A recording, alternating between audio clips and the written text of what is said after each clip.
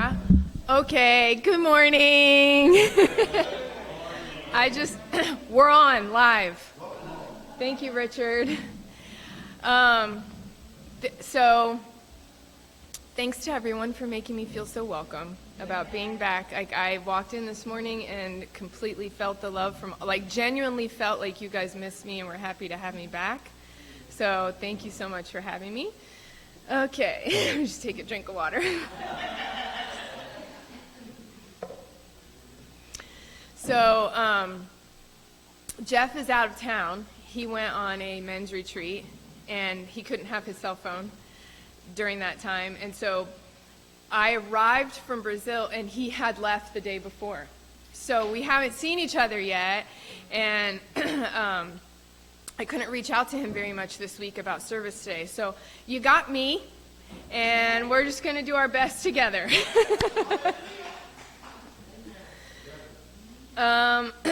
I want to start with, so we were supposed to do some interviews today, but I think most of the people who volunteered to be sent last week actually aren't here today.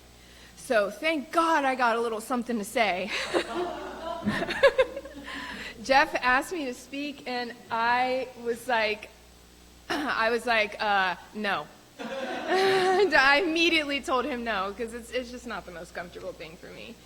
And then 3 days after I said no, I was doing I was in my quiet time with God, and I felt like a little download, And I loved the download, but then also I was like, oh gosh, now I'm accountable to this, and I guess I've got to step up and speak. So anyway, but I'm grateful because I think we've got Ellie here who did volunteer to be sent. Do you want to do an interview? Okay. So we'll start with a quick interview, and then we'll go into a word. Does that sound good? Okay. While Ellie's coming up, I was going through, we have these little prayer request cards on everyone's tables, and on the back, Jeff started adding praise reports. And when I got home, there was a stack of them in our house, and I started going through the prayer requests, and then I turned over and looked at the praise reports, and there's an indication on here as to whether you want it to remain private or public.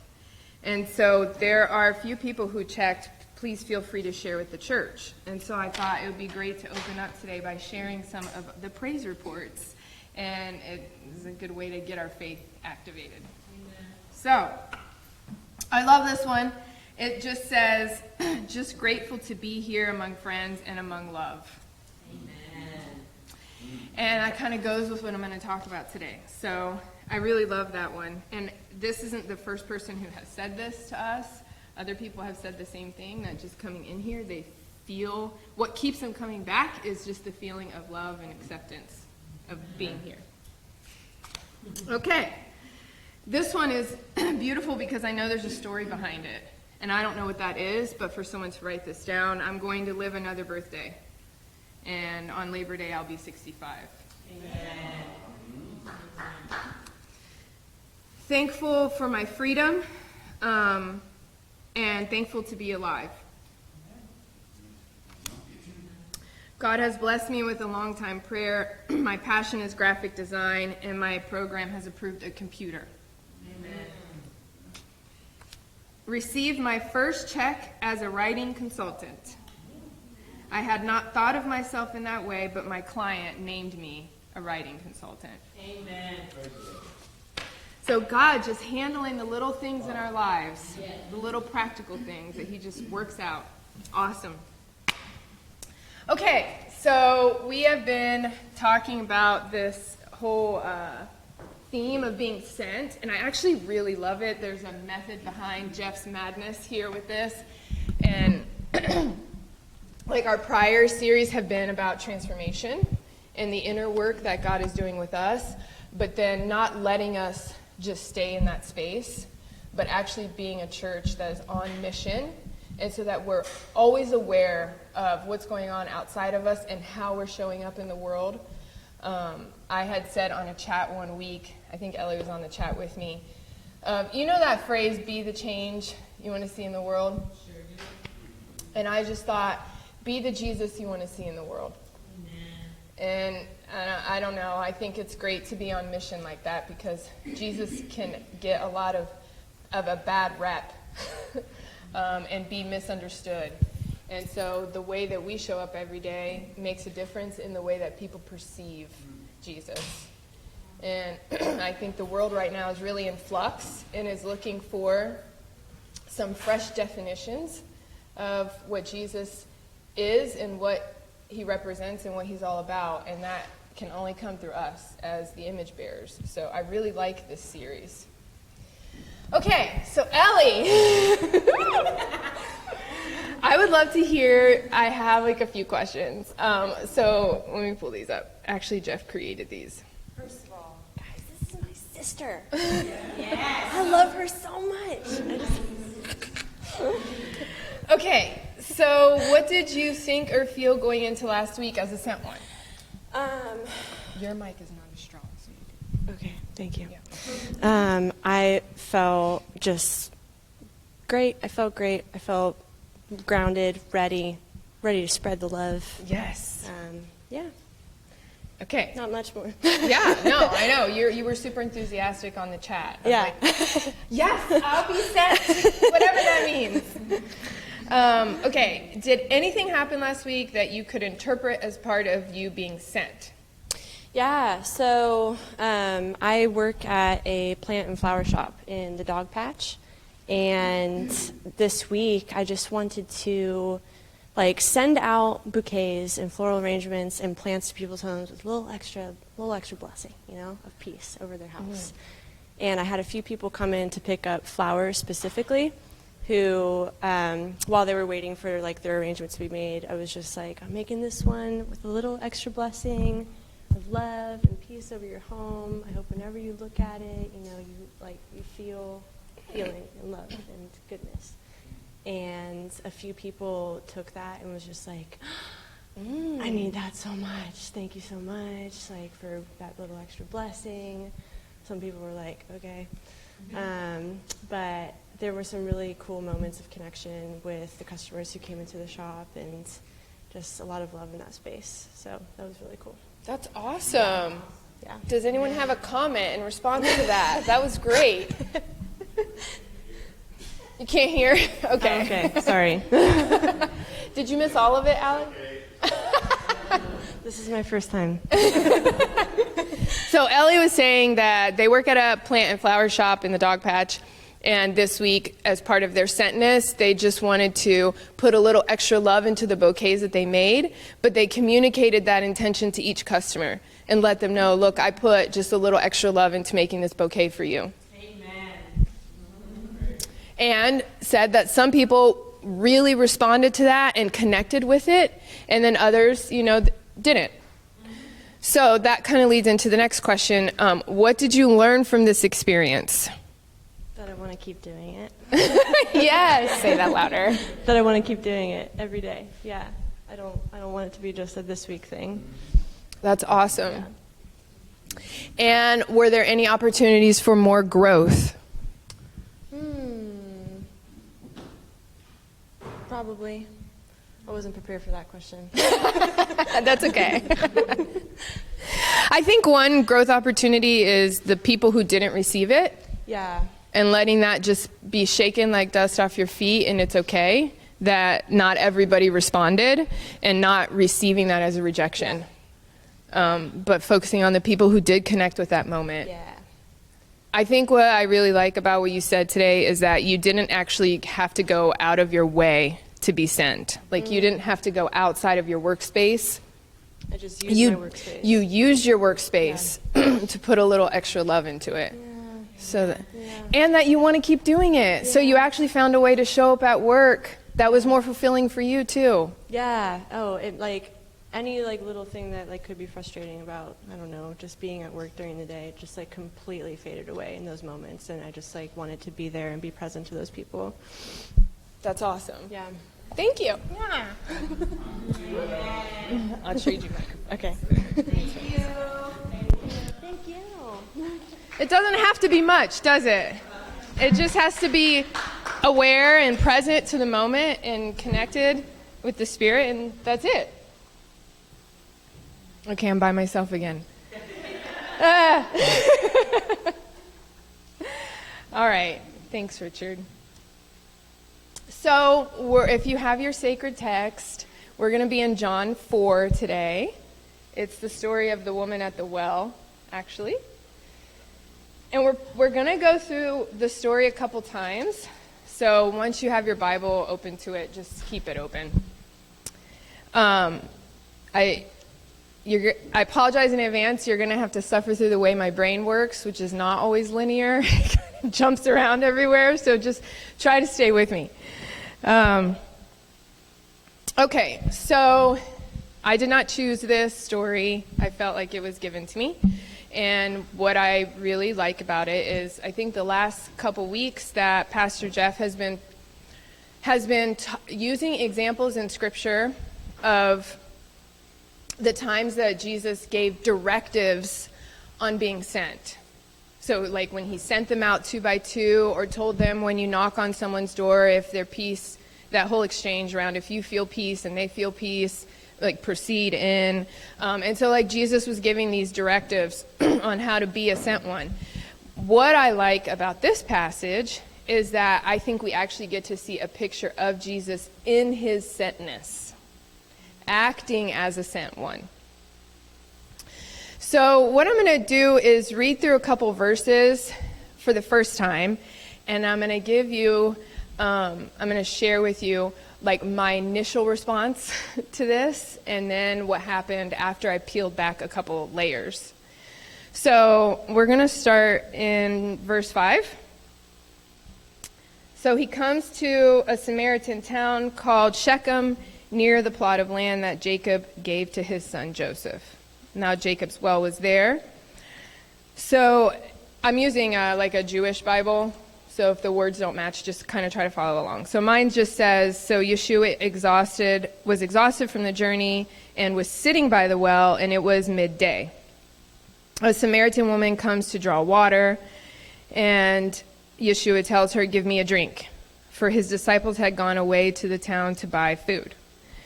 And then let's skip over to verse 15. Sir, the woman tells him, give me this water so I won't get thirsty or have to come here to draw water from the well again. He tells her, go call your husband and then come back here. And she replies, I don't have a husband. So he says to her, you have said right, I have no husband, for you have had 5. And the man that you're with now is not your husband. And then skip over to verse 39. Many of the Samaritans from that town put their trust in him because of the word of the woman's testifying. He told me everything I ever did. So the Samaritans came to him and asked him to stay, and he stayed for 2 more days with them. So we have, to me, it's kind of a radical exchange. You have Jesus at the well, and this woman shows up, and then he tells her, like, give me a drink. And I'm like, ooh, okay. The patriarchy, I don't know about that. And then he tells her about herself. So it's like, give me a drink, and I'm going to tell you all about yourself. And then I expect you to be happy about it and go tell everyone about me. Like, how did we get there?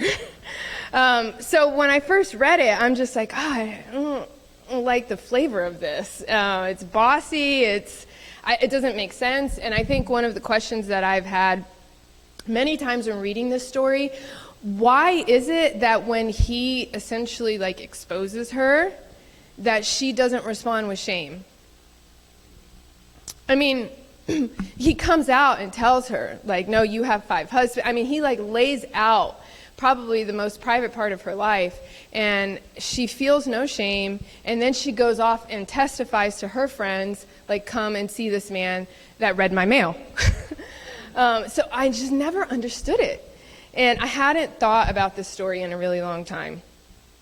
So that day when I was praying, like what I felt like whispered to me in that moment was, Deborah, it was in the glass of water. And there was no glass of water, there was a bucket, right? But I understood like what the Spirit was trying to communicate to me, and that's kind of what I want to communicate with you. So when we read, I think, sacred text, there's a couple lenses that we have to remove.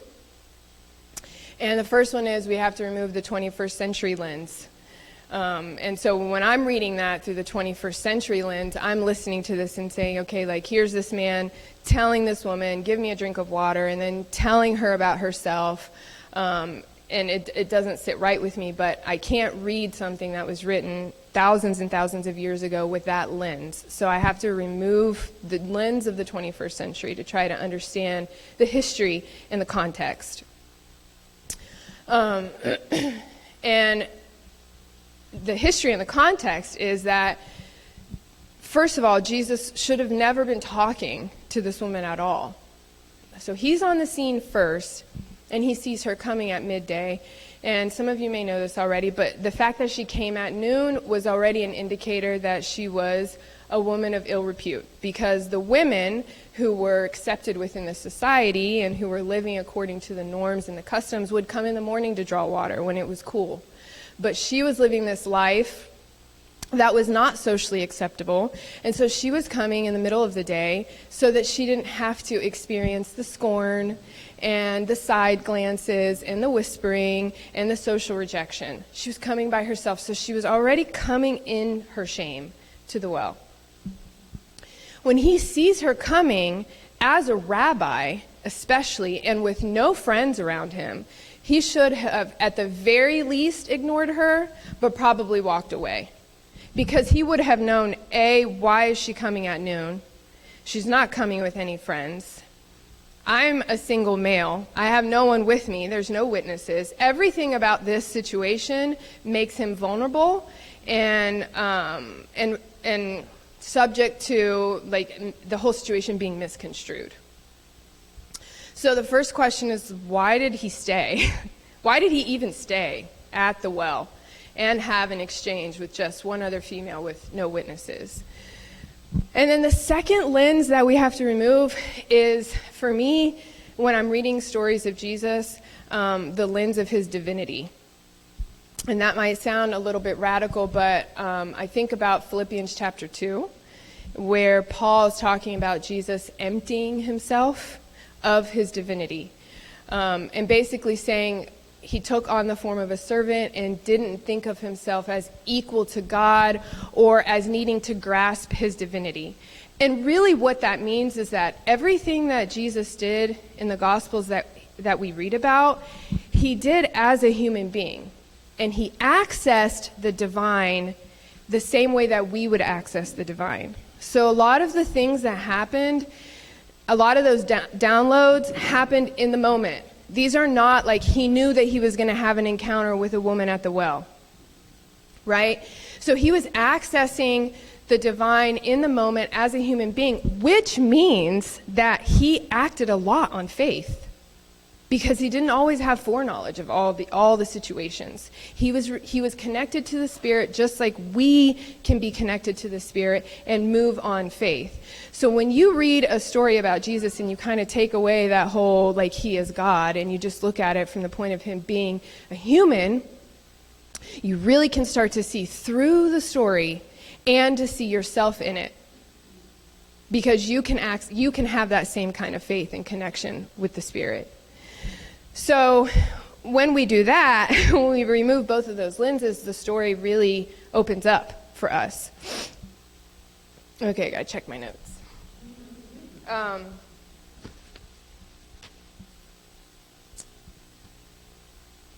Okay, so it still brought me to the point of what about the whole idea of him telling her, like you are not married and you're living this lifestyle and what have you. Why did that truth liberate her? And why did she not feel shame in that moment or like not feel exposed in that moment? And I got to thinking about, was it just the fact that he knew, that she was so impressed with the fact that he knew, and so, just the fact that he knew made her feel a certain kind of way. And we know it's not that, because she asked him, Well, she said once he told her, once he told her about herself, she said, "You must be a prophet." So she still was not at a point of like fully accepting him as anything other than that. And her heart wasn't open, like her walls were still up because she continued to engage the conversation. But she was interested, right?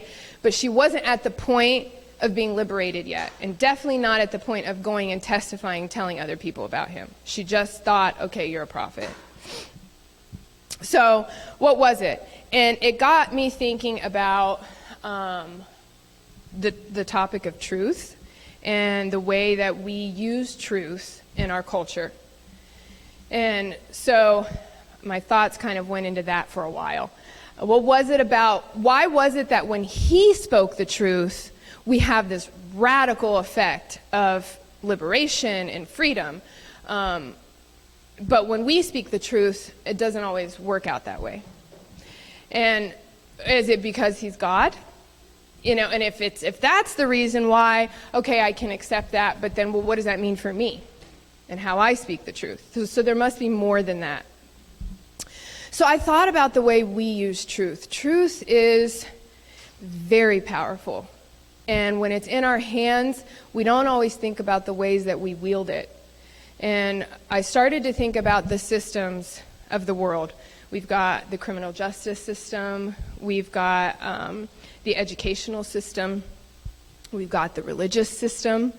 We've got the corporate systems. There's lots of systems in the world, and each of these systems uses truth differently. And we've got our societal system, our relationships to each other.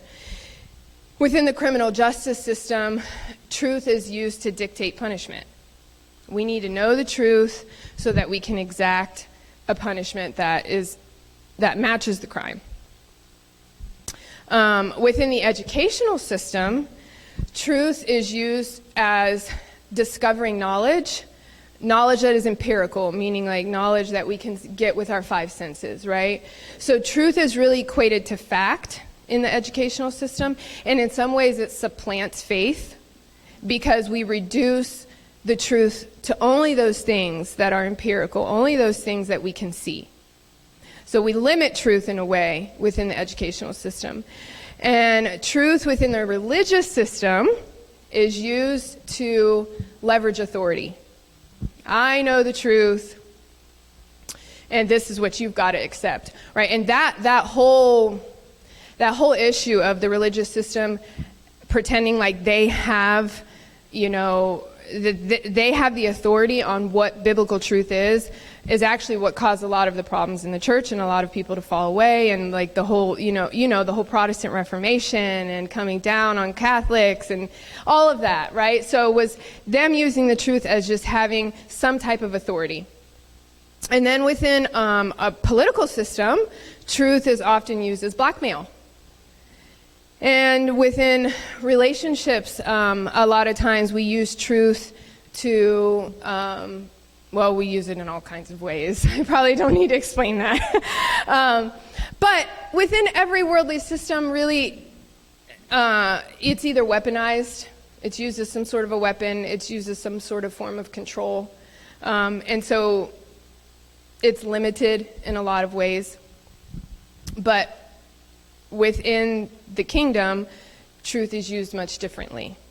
And I don't know if you guys were here for the Angels and Beasts series that Jeff did, but when he set that series up, he talks about this world and the other world, and that we live in this world, but we're of the other world. In Christianese terms, it's the kingdom of God, right, and the world.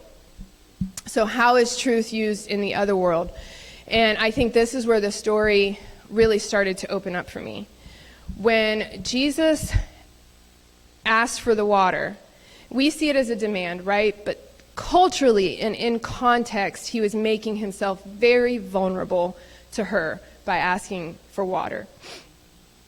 It would have been seen as a sign of radical acceptance and like radical belonging in that moment. Beyond, the acceptance would have been so radical that people looking on to that moment would have criticized him for being associated with her. So that is radical. And then, hang on. So, radical acceptance, radical belonging in that moment. I think what happened is, as she continued in the conversation with him, there was a moment where she realized he knew who I was, and he still asked me for the water. So really, in the other world, truth is an experience. And that is radically different than the way that we use truth in our world. And what is it an experience of? Well, it's really an experience of love. She knew he was true. And that we don't know, because it's not written as an autobiography, what was happening during that exchange. She starts with him, she starts by saying, "You must be a prophet." And then they continue on in conversation. You know, she talks about where she's drinking the water, and this is Jacob's well, and I know that a Messiah is coming. She's still not convinced it's him, right? But she's engaged, and he's engaging back. He doesn't just ask for the water and then walk away. He continues to have a conversation with her. So what might she be experiencing in the fact that he asked me for the water?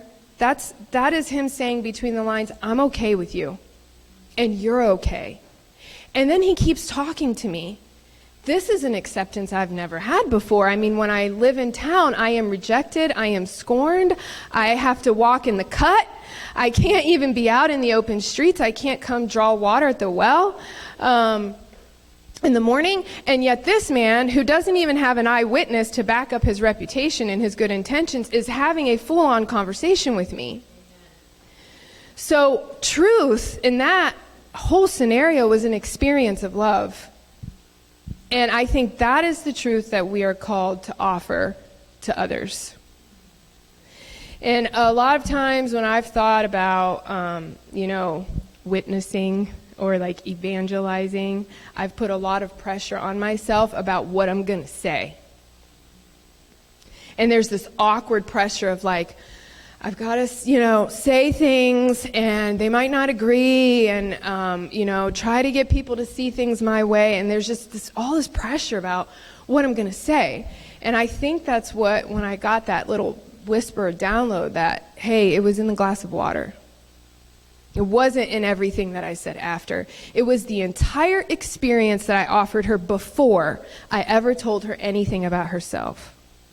And once she realized that I already knew who she was, and then I told her about herself, that truth, that fact, was spoken in the context of love, in the context of belonging, and in the context of acceptance. And that came first. So when we think about our Sent-ness, it's that type of experience that we want to offer people. And what I felt the Spirit emphasizing to me was the first part of the story, not the part of what Jesus said and how that triggered all of this, but everything that happened leading up to the moment when he finally spoke the truth. And so for us, when I was thinking about us, what I felt the Spirit was saying is, let's just start with the glass of water. Let's just have a starting point that we can all handle. And if the Spirit downloads something for us to say, then say it. But it's letting go of the way that the world uses truth, releasing the pressure of feeling like we have to say something. And this is where I kind of see Jesus doing this as a human being, because the apostles come by later and they say to him, aren't you hungry? Like, who fed you? And they were thinking, why are you talking to this woman? It was all over their face. You could see that, and it's right there, right? But he said to them that the harvest is ready. And so what I have to imagine is that when he was sitting at that well and he saw her walking, that there was a peace that said to him, stay. You don't have to leave. I'm here and I'm with you. Now, had he have not had that peace in his heart, I believe he probably would have walked away because he would want to protect his reputation. He would not want to put himself in a compromising situation.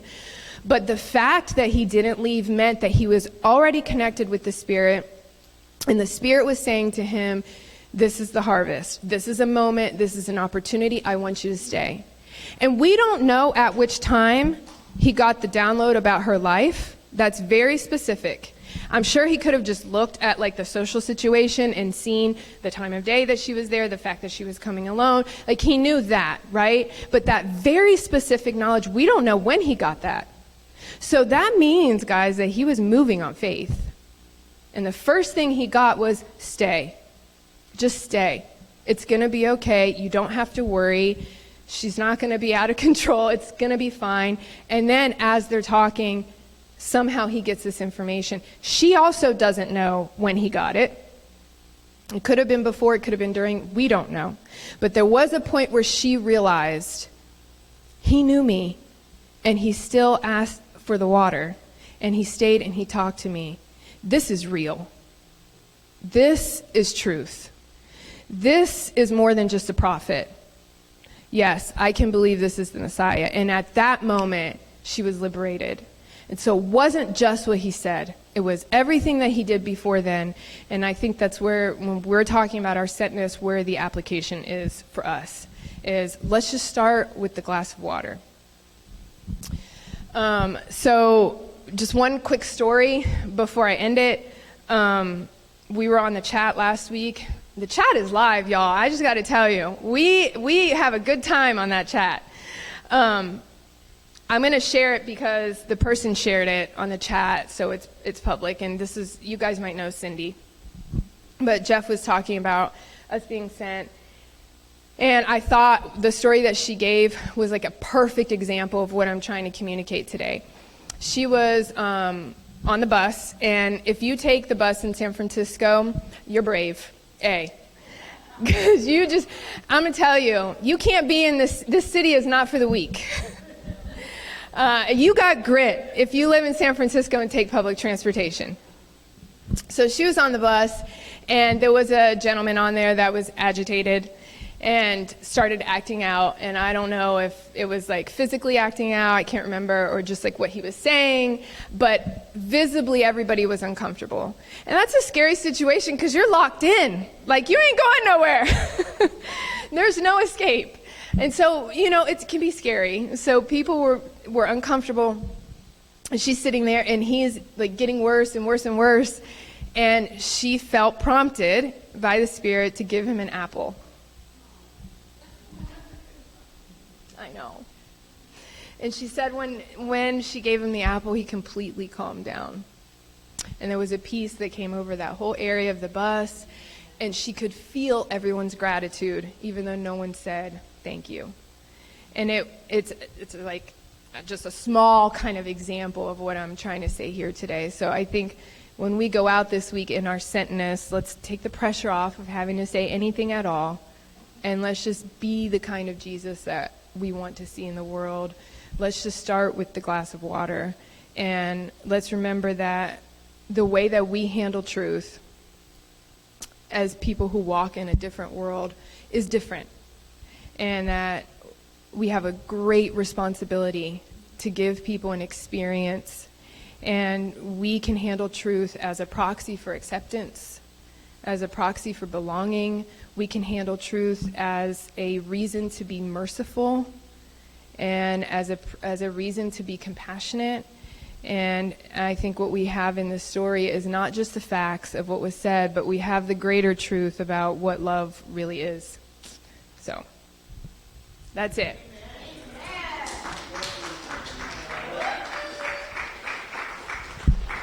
All right. So, we have a musician for today. I'm so happy. We were a little behind making the pamphlet, so I don't have the words, but